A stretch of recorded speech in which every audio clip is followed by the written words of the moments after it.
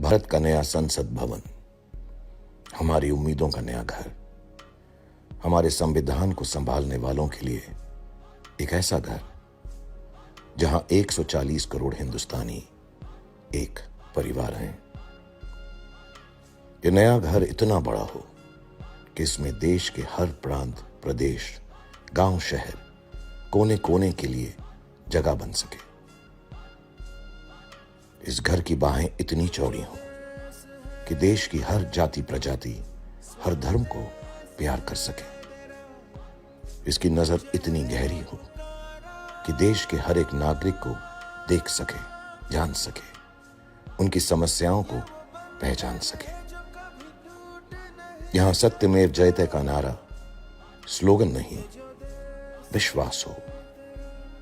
यहां अशोक चक्र का हाथी, घोड़ा, शेर और खंबा लोगो नहीं, हमारा इतिहास हो।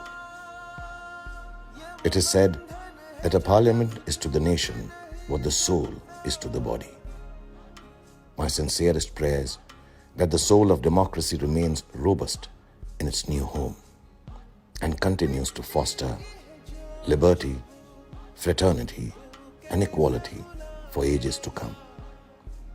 May this new abode of democracy build a new age that is renowned for its scientific temper and empathy for all. A new parliament for a new India, but with the same age-old dream, the glory of India, of our nation. Jai Hind.